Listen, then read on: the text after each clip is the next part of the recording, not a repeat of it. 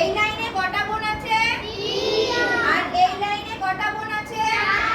মাঝখানে কি চিহ্ন আছে? যোগ। তাহলে আমাদের এই 3 এর সাথে 4 কি করতে হবে?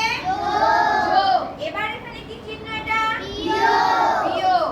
আর এইদিকে ভাইরা কয়জন আছে? এই লাইনে কয়জন ভাই আছে? 3 জন ভাই। আর এই লাইনে 2।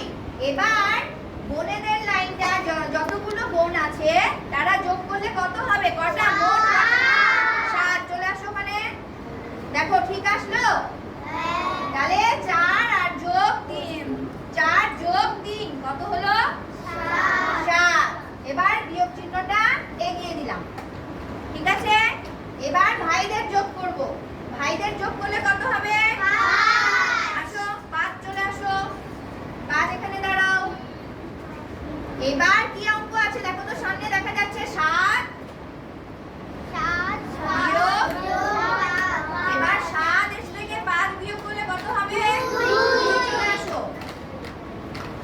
আজকে যে আমরা অঙ্কটা করলাম সেখানে দেখো কতগুলো অঙ্ক আমরা একসাথে করেছি। কয়টা অঙ্ক করেছি? 3টা। কি কি অঙ্ক করলাম? দুটো যোগ, একটা বিয়োগ। প্রথম লাইনে আমরা কি করলাম? যোগ করে দিলাম। প্রথম লাইনে আমরা বিয়োগ করেছি কি? প্রথম লাইনে আমরা ভাইদের আর বোনেদের যোগ করে বসালাম, তাই তো? তারপরের লাইনে কি করলাম? বিয়োগ করলাম।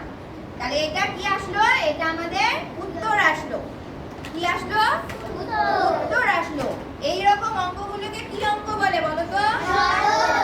সরল। যখন একই লাইনে একটার বেশি অঙ্ক থাকে, এখানে দুটো যোগ আর একটা বিয়োগ ছিল, তাই না? তাহলে এই রকম অঙ্কগুলোকে বলা হয় সরল অঙ্ক। এই সরল অঙ্ক কি এক লাইনে হয়ে গেল? এক লাইনে হলো না। প্রথম লাইনে আমরা কিসের কাজ করেছি? যোগের কাজ করেছি। তারপরের লাইনে বিয়োগের কাজ করেছি। এবার আমাদের সরল ফল হয়েছে।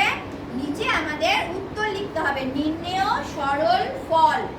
এবার আমরা পারবো সরল অঙ্ক? বুঝেছি কি সরল অঙ্ক?